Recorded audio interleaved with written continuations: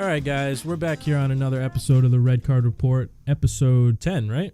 Number 10. We made it this 10. far. I know, we're working our way up. We got a good episode today. We're going to be talking about, we're going to do a Champions League review. There's quite a few games going on the past week, and a lot of teams qualified for the knockout stage. Some teams were eliminated, and some teams are still in the hunt for the Europa League. And I think Joe's got a little, not a surprise, but Joe's got a little thing he wanted to do at the end of the episode. Yeah, it was just an idea. Top 10 number 10s of all time. Top 10 players who wore number 10. Yeah, the Red Card Report, top 10 number 10s. That's for Players sure. that wore number 10, not wore number 10, the position. Yeah, Yeah, exactly. Right. We'll Top 10 number 10s on episode 10. That's All it. right. So start us off, fellas. Oh, boy.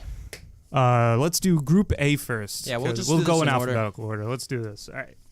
So in Group A, Joe, Dylan, Atletico Madrid is off to the next round after a win against AS Monaco 2-0. It was easy. Monaco, in I don't bad know shape. what Bad it's shape. like.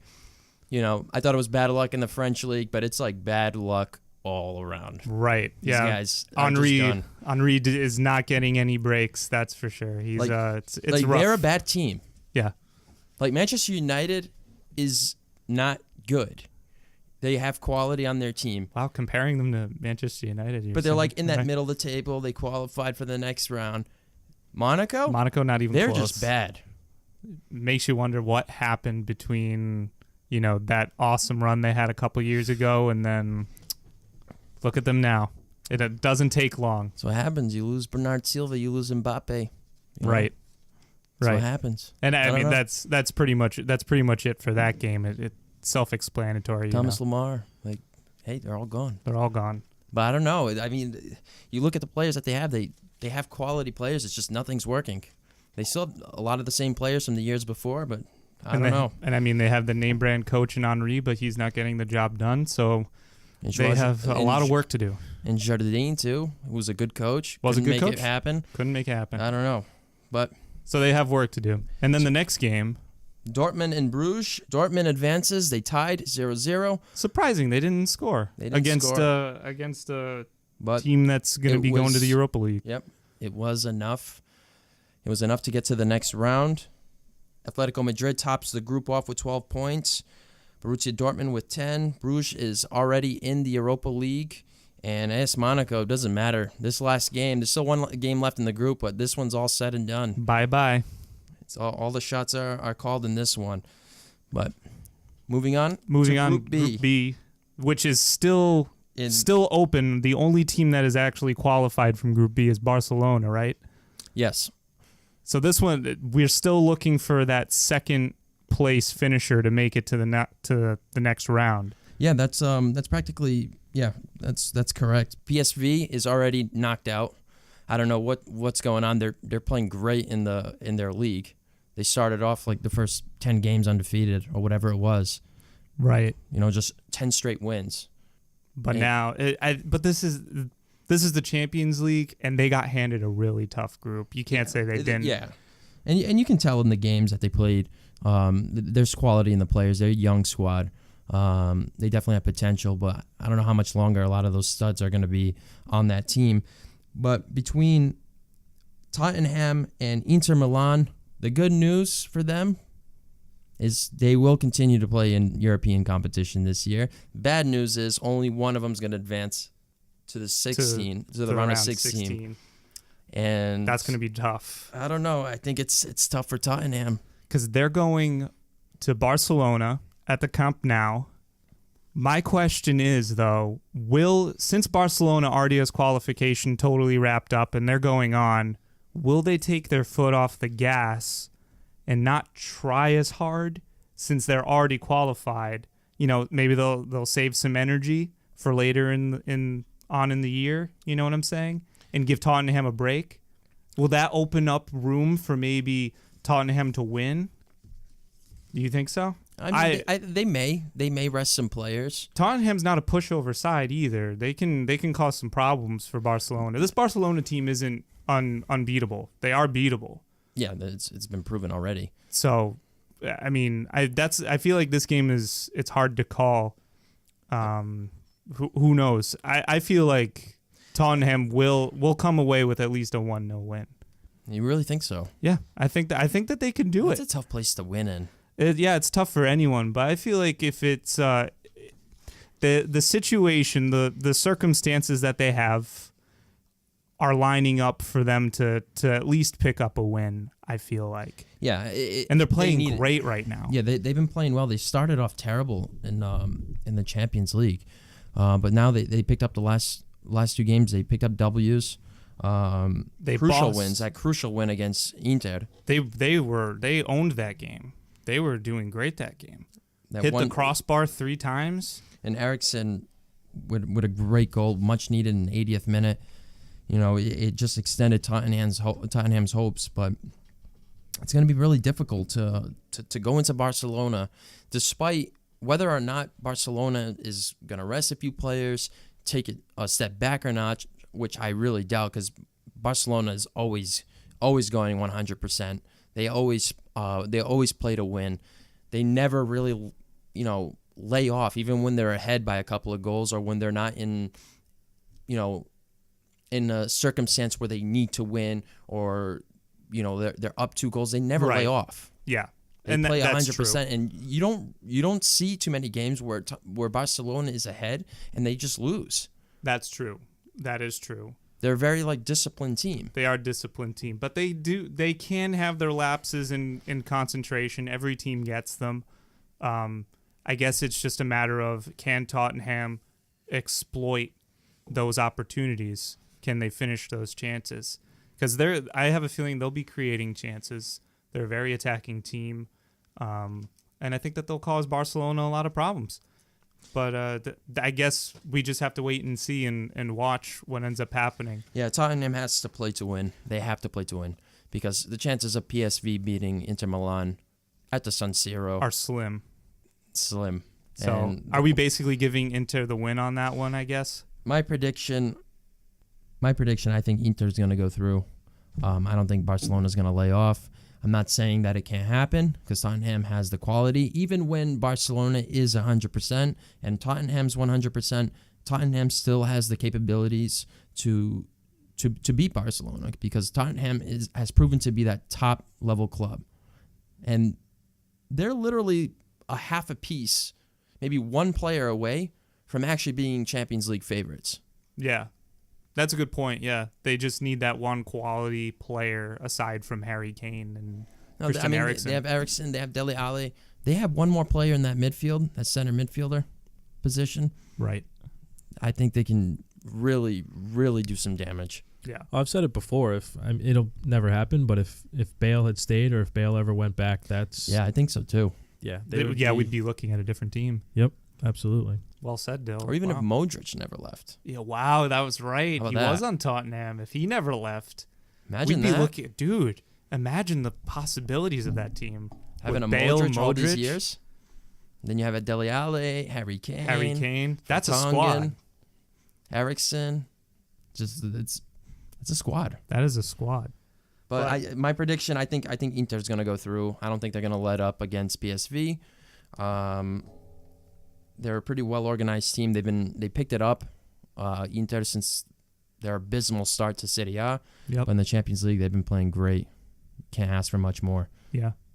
Came off with a crucial draw at home with Barcelona and all that, blah, blah, blah. The rest, as they say, is history, and we're basically waiting to see who qualifies from that group. But I think the even bigger story, or the even more tighter group, is Group C. Group C. What do you got for that one, really? Oh, man. Give us the story. This controversial match between PSG and Liverpool. I don't like PSG. I don't like their... Does anyone really like PSG aside from the Parisians?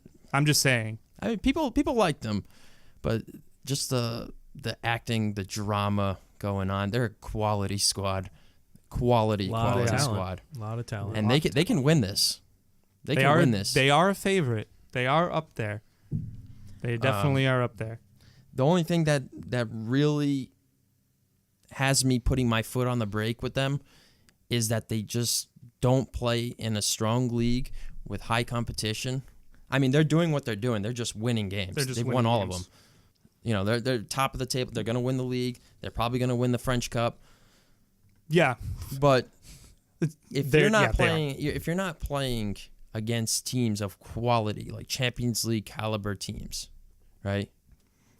It's hard. It's really hard to go from playing against, like, your best opponents are Marseille and Lyon. Right. And then you're playing Toulouse and Saint Etienne. It's different Lille. from going to Anfield. You go from there, and then you go to Anfield. You go to Camp Nou. You go to the San Siro. You go to the Bernabeu. Different story. Different entirely. I agree 100%. That's the only reason why I'll put, like, the foot on the brake for them to win the Champions League is because they're not in a very strong league. They're doing what any other great team would be doing, but they're not. They're not playing the competition. They aren't being consistently faced with good competition on a regular basis. Mm-hmm. So there's a possibility of forming bad habits throughout the season because you're not playing top talent, and that could hurt you in the long run. Here's the other thing, though, that leaves me unconvinced that they are actual Champions League contenders. This game against Liverpool that they played and won, this was a must-win situation for them. They played great. If they didn't win this game, they faced losing out on and getting knocked out of the Champions League. Mm-hmm. Because of the way that the group stands right now, Napoli is in first, topping the group with 9 points. Paris Saint-Germain are in second. Liverpool are in third. And we have Red Star Belgrade in fourth, the very bottom. I mean, I think that we can all agree that probably Red Star is going to get knocked out. They're playing PSG in the next game, correct? Mm-hmm. And Liverpool are playing Napoli at home in Anfield. And there's a whole lot of situations that are going on. This is a very complicated group because there are a lot of conditions that need to happen in order for Napoli to advance and in order for Liverpool to advance. And it's bonkers. Oh, this group won't be determined until the 90th minute of the last game. Yeah. Exactly. Right. Yeah. This group is completely open. Mm-hmm. Any one of those teams could theoretically top the group depending on what happens. Well, not Red Star Belgrade. Aside from Red Star. Red Star Belgrade is still in the hunt for the Europa League. Right. They're out of the round of 16. Yeah, there's no hope for them there.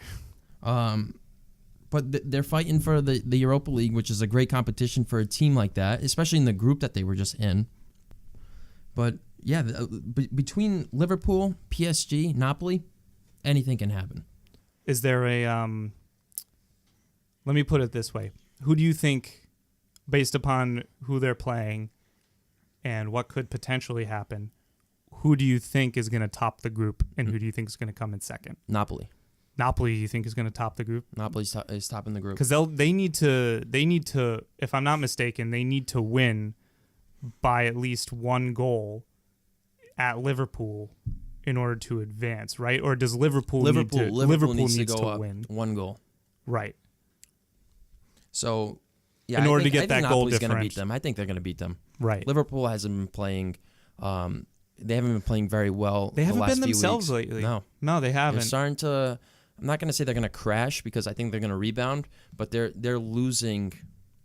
They're losing track to Manchester City in the EPL, and they play terrible against PSG. And yeah, I understand the frustrations between PSG's acting, time wasting, the fake injuries, the diving, etc., etc., etc. I understand that's so frustrating. Yeah. No one likes to play against teams like that, but that is not the reason why they lost. Yeah, no, They I agree with played you. terrible. Yeah, Liverpool were not good on the night. PSG were just better over the 90 minutes, and you can't argue with that. It's clear. Everyone could see that. But I want to actually just break away on a little bit of a tangent. I got some questions for both of you, and I want to see. I want to get a feel like if there is anything that we can do to kind of bring light to the neutrals out there who don't like the play acting and all that stuff. So, if Klopp even said after the game, he said that we looked like butchers after that game against PSG. They had 6 players booked, a lot of play acting going on.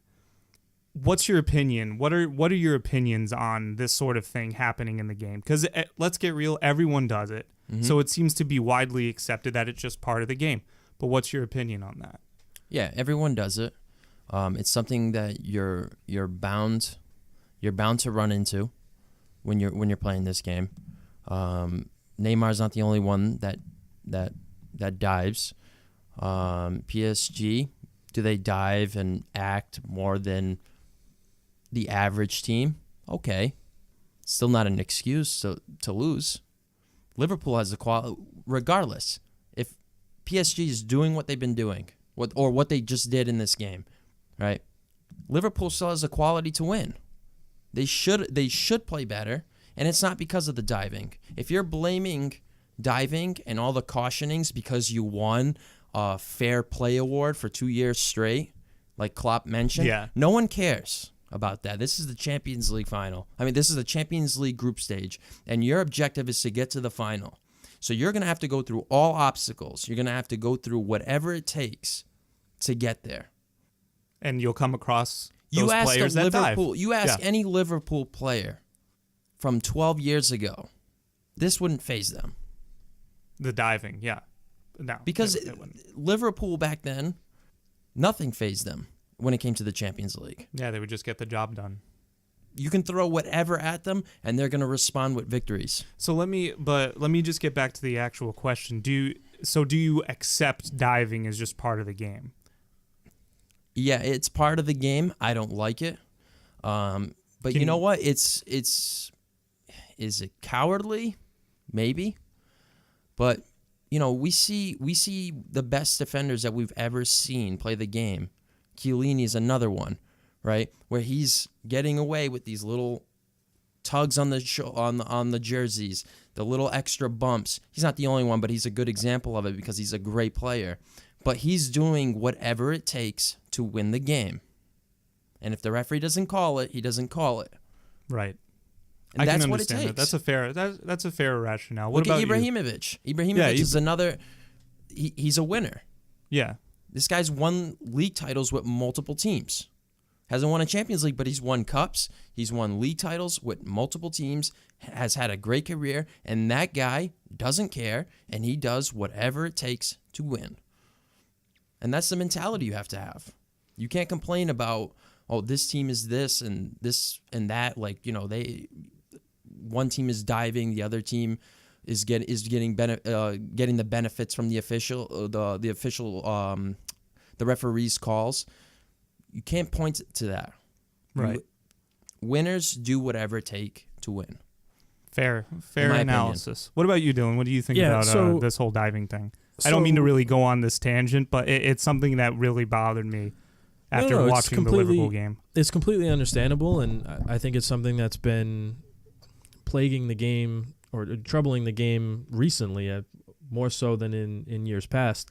And for me personally, I mean, I'm not okay with any kind of diving. I hate diving in general. I think I speak for most people on that. I prefer a game that's, I want to see some pushing and shoving. I like the physicality. I like people getting in there and not being dirty necessarily, but again, I like the physicality.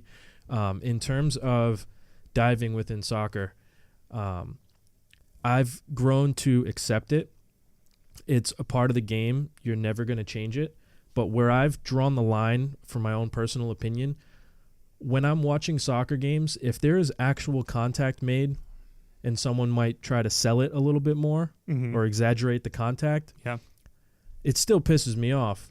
But I understand that it's going to happen in the game, and I'm okay with that. But when there's no contact made and you just see a guy flopping around, then that's what really pisses me off, and I think that is what that should issue. Be right. That's the issue, and that's what should be punished with cards. Because people get they do get carded. I mean, play acting does get carded. Yeah. That is a rule. Sometimes it's hard to tell if someone's actually play acting as opposed to not. But regardless, people get carded. Sometimes people who go in for the tackle get wrongly carded. So it's one of those ambiguous subject matters of the game you know.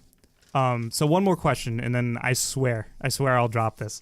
But do we put this kind of time wasting, like rolling around on the ground, as another sort of dimension, as it would be like making a sub in injury time, you know, that sort of thing? Is it more acceptable than that? Again, Tough call, because when you're watching a game, if you're rooting for one of those the underdog teams, or if me personally, when I am rooting for one of those underdog teams and they are in one of those tough matches when they are tied, or if they just scored a late goal and they have a chance to beat one of the, you know, Real Madrid, Barcelona, whatever, it's like, oh yeah, you know, go. Right. So I'm like, I kind of want them to waste time as much as possible, because it's good. You know, you don't see those wins happen very often. At the same time, it does really piss me off when I watch two superstar teams face off against each other, and you see stuff like that. The rolling around on the ground and the subbing and time everything. wasting. I mean, yeah, the subbing. Exactly. walking slowly.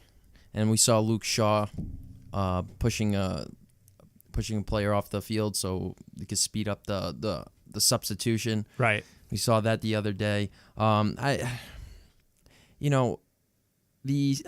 respect more the substitutions than I do the diving. Yeah, And of the course. rolling around, the faking the injuries. Like, that's just being too dramatic. And at times, I just don't understand how the referee just buys it. Right. I feel like the referee should be in their power Because to pull them up and be like, nope, keep playing the game. Because when you see a player actually being hurt, it's different than when someone is rolling Absolutely. around being dramatic. There's a difference between Sergio Ramos throwing an elbow and Neymar getting tripped and falling on the ground, right? Yeah. Right. Yeah. Oh yeah. That's a great point. But I think, yeah. But I mean, the substitution, I mean, I don't like it either. I think, in my personal opinion, whenever there is a substitution, whatever time that is being taken through a sub, it should be added on to extra time. That's me personally. A lot of people don't feel that way, but at that level, I don't think the substitution, you know, the wasting time with that, it's just more tactical strategy to win the game, which Gattuso should have done. Doing whatever you last can weekend, yeah. and he didn't do it. Hope you're listening, Gattuso. But Something tells me he's not. no. But I don't know. I kind of respect that more than the diving. Like, I get it. You want to sell a foul, which is different than diving, because when you make contact and you go to the ground and you whatever. Okay, I know you're trying to sell a yellow card to the other player, but when it comes to just completely diving and just rolling around, all this screaming, and then 2 minutes later you're back up on your feet, like nothing happened to you. It just, I don't know. I think they should. I think people should be players should be cautioned when it gets to that point. We could literally go on about this topic for hours. Yeah, though. right. It'll never end. Mm-hmm. I think But I yeah, can speak for all of us in saying we don't like divers. All right, moving on. Most people don't. But yeah, anyway, moving on. Group D. Group D. Porto and Schalke advance. Am I right? Yep, those two. Pretty open, you know, Porto pretty with the shut. W against Schalke, but it didn't matter. They were both already qualified. It was just bragging rights to who tops the group. Porto's been playing great this year. They dominated Schalke twice, even though the first match was a draw, 1-1. But I think they are clearly the front runners and well deserved. By the way that they've been playing in the league and in the Champions League, this is probably the weakest group, but it's still a good sign for Porto. They're a pretty decent team, and I'm not just trying to be biased because that is my team of heart. No, the fact that they came in first means that but they've been hopefully playing they great. Yeah, they've been playing great in all their matches. They've been playing great. The only draw that they had was against Schalke, and that's the second place team, and they played really well that game. They just couldn't find the back of the net. And hopefully the fact that they came in first, they get a good opponent come the next round. So we'll see. I hope it's Juventus. Oh yeah, I mean, But it's not because Juventus finished first, Porto's finishing first. right. So maybe we'll hope for the quarterfinals, Joe. Yeah, we'll see. Anyway, Group E. Galatasaray and Moscow, they're battling for okay, Europa more. League in that group. Oh, that's still being left up. That's Okay. left out, and that's pretty much it for that one. Right. The next group, Group B, is already decided though. That entire group's all set. We've got Bayern and Ajax. They're moving on. Athens is completely eliminated, and Benfica moves on to the Europa League. How about Bayern? What a game that they played. Ribéry and Robin, they look like Ribéry and Robin. The old duo, Wow, dude. Where was this? Benfica is a quality squad. You know, Yeah, who knows? And Lewandowski too, man. where Those was this? front three, dude. I don't know. I don't know where they've been all year, but they decided to show up this game, and they absolutely destroyed Benfica. I don't. What more can you say about that? Ajax coming up with a 2-0 win against Athens. 2 late goals from Tadic, one from the penalty spot. And as Dylan said, Ajax is having a really good season this year. yeah, Really good season. They've been really turning some heads. They turned my head, that's for sure. I didn't think they were going to be this good. I knew they had a good young team, but they got some quality players in that squad, that's for sure. And as Dylan said, that group is pretty much over and done with. yep. Yeah, no, it is. No, over it's and done. officially- Yeah, it's official. It's officially done with. So It's all said and done. Yeah, let's we can move on to Group F. Group F. Group F, which is Manchester City, is qualified. Surprise there. Olympique Lyonnais and Shakhtar Donetsk. Did I say that right? Donetsk? Yep. Donetsk. They're in the hunt for second place, along with Hoffenheim, which I think that they're not gonna make it. I think that Their best shot is Europa League. Good news for Lyon. They're still in Champions League. I'm in European competition. It's either going to be Champions League or Europa League. That's official. We don't know. I think they're going to advance because they've been playing very well this season in the league and in the Champions League as well. I think they're going to top it. I think they're going to move on to the next round. I mean, I can't disagree with you. I guess the only thing I will say is that Shakhtar is one of those teams that always seems to come up with an upset in European competition. They do have a history of doing that. They seem to take teams by surprise.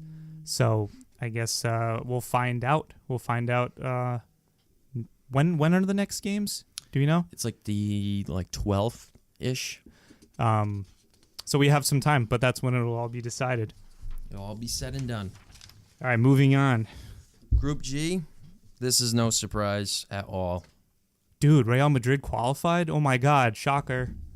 Yep, Madrid. Right. Madrid and Roma, they both played each other. And Roma lost, and they still qualified. It was already said and done. But it's official now. Real Madrid, they will most likely top the group. That's unless if they lose and Roma wins by 7 goals. Also, so pretty much they went through. Also, I feel first place. I feel bad for Victoria Pilsen because they have as it stands right now, they have a -10 goal differential. So my heart goes out to you, Victoria Pilsen fans. I'm sorry. Yeah, but they're still in third place because they're still in third place because of points against CSKA Moscow. Still in European competition contention as of right now. Yeah. Contention, yes. And that group's done and dusted. And another group that's pretty much decided. This should make you happy, Joe. Group H. Juventus go through, and Manchester United surprisingly survive through. That's not a surprise. I mean, of course, I'm being a little bit facetious here, but not. I mean, they should have won. They should. They should have won. I believe earlier Valencia had a good team. I wouldn't have been surprised if they. Yeah, but they haven't been playing good this year. They did. Yeah, they haven't been playing well. They started off the season with 7 ties. Right. That's crazy. That's not how you win. That's not how you win championships and and advance in competitions. It's just not both Valencia and Manchester United have been playing at the level that they should be playing. right. But I mean, this is what I believe. This is what I predicted in a few episodes back when we made predictions. You did, yeah. I believe we all had Manchester United. I had Valencia. You had Valencia going through. Yeah, which is understandable. Just to piss you off, but yeah. But there's still one game left to play in that group. I think that we can give the win to Juventus on this one. They're playing young boys. Sorry, young boys. Yep. And with that win, they'll top the group, and Manchester have to play Valencia. That still could be anyone's game. They could win. Valencia could win, or it could be a draw. It wouldn't make a difference anyway because it's all said and done, that group. Yeah. So, I mean, yeah, both Juventus and Manchester United advance. It's just a question of who's going to top the group. And I think that pretty much wraps up the Champions League. Yeah. So we'll find out in a couple of weeks. All of this will come to fruition, and we'll see who makes it through to the round of 16. It'll be interesting. Anyway. No. Well, so Joe, we got a few minutes left. Let's do this. Before we wrap it up, Joe, we're gonna do the Red Card Reports top 10 players to wear number 10. Yeah. Top 10 players of all time who wore number 10. Number 10. Which order do we want to go in, Rui? Start at the top. Start at the top. Start at the top. Start 1 at the top, to 10. 1 to 10, because the first few are pretty much standard. Yeah. Do you want to do one and I'll do one, or which? Get those out of the way. We can get to the the number one is your guy. Okay. All right. He's your guy, Joe. Number 1 for the Red Card Report top 10 number 10s should be no surprise. A man who needs no introduction, Lionel Messi. A man who has the most official La Liga goals. He's won countless individual awards. 5 Ballon d'Ors, 5 European Golden Shoes. He won like 33 trophies or something like that. Yeah, something ridiculous. 33 trophies with Barcelona. 33 total trophies. Correct. Is that what it is? Oh my God. 9 La Liga titles, 4 Champions Leagues, and 6 Copa del Reys. And then all the other trophies that came along with that. Just insane. And there's a reason. I mean, I think I can say for all of us, we all enjoy watching Messi play. He is a joy to watch. The way he dribbles, the way he scores. He's an absolute phenomenon to watch. Most goals in El Clasico, too. Mm-hmm. For the record. God just scores. Yeah. God just scores. So that's why we are big Cristiano Ronaldo fans here. Oh, absolutely. We will give Messi credit for that one. Yes. And he has the most goals in El Clasico at the Bernabeu. That's insane. Yeah. And Ronaldo has the most El Clasico goals at Camp Nou. Crazy. Mm-hmm. But he is our number 1. Rui, give us our number 2. Diego Maradona. Another That's man. Right. I said it. Yeah. Yeah. He's definitely well deserved of this. This man, absolute model of greatness. On the field. On the field. Not off the field. Yes. On the field. On the field. Winning the 1986 World Cup with Argentina. Bringing the Scudetto home for Napoli when Napoli was just an ordinary team, and this guy put them on the map, carried them to the Serie A when the Italian league was at its finest, when AC Milan and Juventus had arguably the greatest defensive forces in Italian league history, both in that era, with Baresi and Maldini, Scirea and Gentile. It's against those defensive forces. This guy performed and topped them both. Yeah, if you look at some of the replays of Maradona playing back in those days, he survived some of the most bone-crunching tackles that I have ever seen, and he just dribbled around them like they were nothing. And he avoided many of those tackles. Yeah, he was that good, and he won the UEFA Cup. He won everything that he could have won with Napoli. Yeah, a phenomenal player. I mean, in the 86 quarterfinals against England, that was a really controversial match. He's an icon. It's an iconic both goal. Goals. One, the most infamous hand of God goal, but the one following that is the goal of the century. That was a beautiful goal. Where he dribbled past 5 defenders 5 defenders he passed, and he puts one away. Just puts it bottom corner. Amazing goal. I know exactly the one you're talking about. You could watch that goal over and over again, and it's gorgeous. Absolutely gorgeous. They would go on to win the World Cup, obviously, and he was the Golden Ball winner of that tournament. Well deserved. He scored 34 goals for the Argentinian side in 91 matches. The guy was insane. Complete phenom up top. And that's why we put him ahead of Pele. That's why he's our number 2. And that's a good segue into number 3. Our number 3 one. Dylan, do you want to give us our number 3? Or do you want me to do this? The Brazilian superstar Pele. There you go. Yeah. Brazilian superstar Pele, the man who won 3 World Cups. Youngest player to ever win the World Cup. And all-time leading goal scorer for Brazil with 77 goals. He still has that record. When you think of all the players that played for Brazil, all these strikers, attackers, no one's topped it yet. No one's topped it, and that's still why he is one of the greatest players ever to play the game. 12 career World Cup goals. Like this guy was, I mean, and he was the record holder. Yeah. For many years, and then was broken by, I think it was Mirlov's close, and yeah, I think Mueller is who weren't number there. 10s. Yeah, no, they were just out and out strikers. Yeah, but we tip our hats to Pele and 12,000 career goals. Yes, I know, like about 400 and some odd or 500 and some odd goals were unofficial, but in official matches, he scored 757 goals in 812 games for club and country. That's a 0.93 ratio for a career. Insane. And that's why he's our number 3 on our list. Number 4, Joe. You take this one. All right. He played for your team. Number 4, Zinedine Zidane. One of the best playmakers to ever play the game. He won 2 Scudetti with Juventus, and he won La Liga and a Champions League with Real Madrid. That's just scratching the surface on, his accomplishments. Won the World Cup in 98 and won Euro 2000, scoring twice in the final. In 98.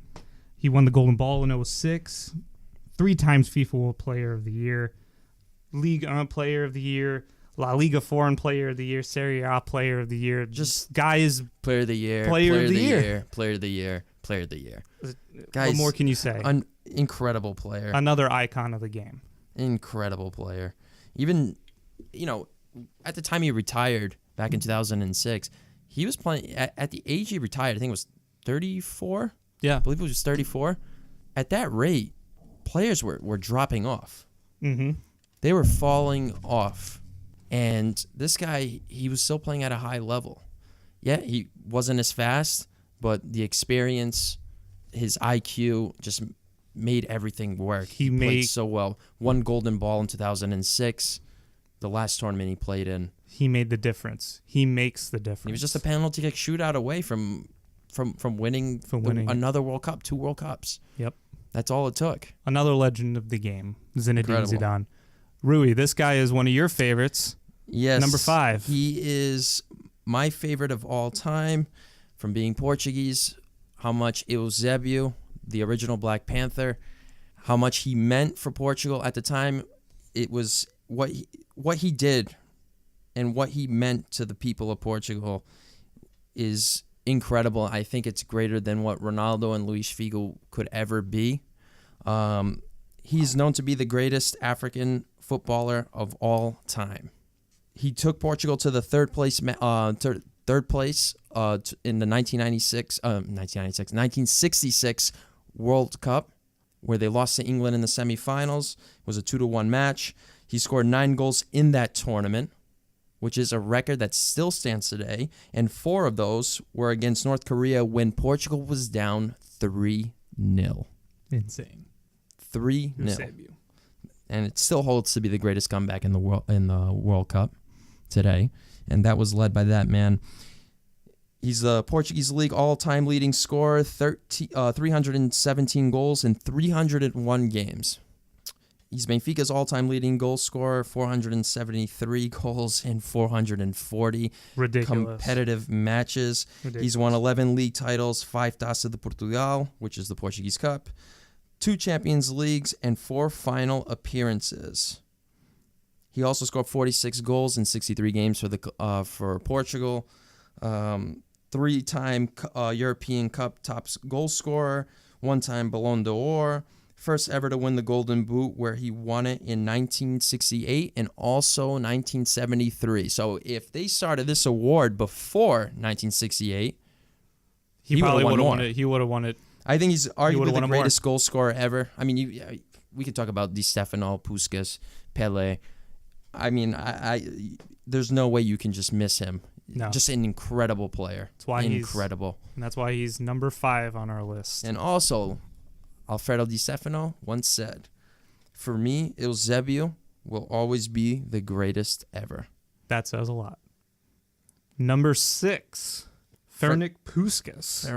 Ferenc Puskas. Known to be one of the greatest players ever, and arguably the greatest goal scorer of all time. He was an Olympic champion in 1952, finalist in the 1954 World Cup. He was a World Cup Golden Ball winner. He won 10 league titles, 5 in Spain and 5 in Hungary, 84 goals in 85 matches for Hungary, and he scored 514 goals in 529 matches in both the Spanish and the Hungarian league. I mean, this guy was just on fire. Like Eusebio, just like named on the fire. award after him. Yeah, there's For a reason why he has goals. an award. Yeah, named phenomenal after player. Next, for number 7, Michel Platini, Juventus legend. He won the Champions League, 3 Ballon d'Ors in a row. 2-time Scudetti winner, Super Cup, semi-final appearances in 82 and 86, 1984 Euro winner. He's one of the greatest set-piece takers, whether it's PKs, free kicks. This guy was just a machine. He could do it all. Goal-scoring machine. There's very few that are better than him. Very few. Which is why he's number 7 on our list. Number 8, a man who, for our generation, we all know him, Ronaldinho. The man with the weird smile, but he is always happy. He's always smiling. One of the greatest World Cup, dribblers I've ever seen. right? Great dribbler. Won 1 World Cup, a Champions League, a La Liga title, and a Ballon d'Or to top that all off. Definitely one of the greatest players of his generation and one of the best dribblers that I know that I've ever seen. Mm-hmm. He was a great free kick expert and a penalty expert. So what more can you say about him? I mean, Rui Costa, in his generation, he was one of the best center midfielders, attacking midfielders of that generation. He even said Ronaldinho is just wherever he wanted to put the ball, whether it's shooting with either foot, passing with either foot, crossing with either foot. It's just Where it would go. Money. It would just it go was there. just money. Incredible. Number 9, Michael Laudrup, the Danish international. He won the league titles with Ajax, Barcelona, Real Madrid, and Juventus. Won the Euro Cup with Denmark in 1992. So he's got an international trophy under his belt. To boot with Denmark. Yeah. In 1999, he was voted the best foreign player in the Spanish football over the past 25 years. In 2013, by Marca, he was named Real Madrid's foreign starting 11 players. Considered the greatest Scandinavian player ever, ahead of Zlatan Ibrahimovic. I wonder how he feels about that. But Zlatan's not done yet. Yeah. He's not done yet. He's not done yet. But that says a lot, though. That does say a lot. That's a conversation for another day, because those two phenomenal careers. And we can just put it here. Those two are the greatest Scandinavian players ever. Done. Number 10, Zico. He was a classic number 10, played attacking mid. He could play anywhere up top pretty much. He was a great dribbler, great free kick taker, whatever number 10 could. When you picture a number 10 in your head, a lot of people do picture Zico.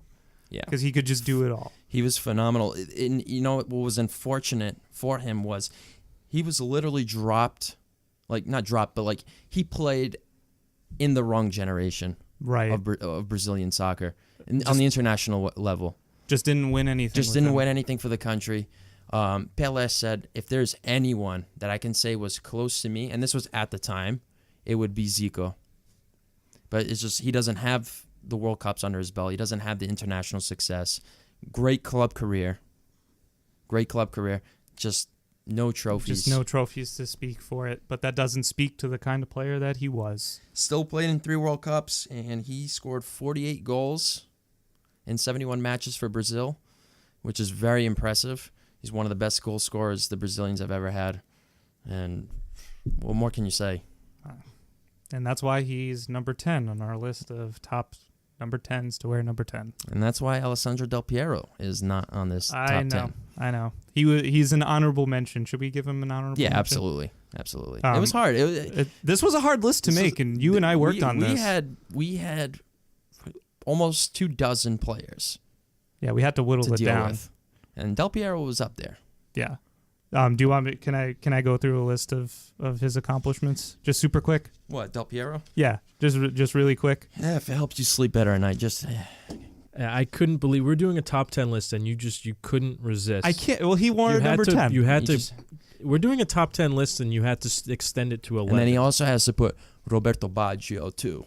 Can't forget about Baggio. Oh yeah, I saw that at the. Joe just humor me. Fine, Joe. Humor me. All right, Joe. He wore this number is all 10. Yours. Okay, so it's pertinent, and there's a reason why he's an honorable mention. He was Italian Footballer of the Year twice, second all-time Italian goal scorer with 346 goals, captain Juventus for 11 seasons, 6 Serie A titles, 4 Supercoppa titles, 1 Champions League, 1 Intercontinental Cup, UEFA Intertoto Cup, a World Cup, finalist in Euro 2000. I mean, the accolades speak for themselves. The only thing he's missing is a Ballon d'Or, and that's unfortunate. But there's a reason why he's an honorable mention on this list. There's just too many good number 10s to just put up there. But anyway, that just rounds out our list. So without further ado, Joe, take us out because you're on a roll right now. So just take us out. You're right. Please give us a follow, give us a like. If you want to follow us on Twitter, you can follow us at RCR_podcast. That is, don't forget the _RCR_podcast on Twitter.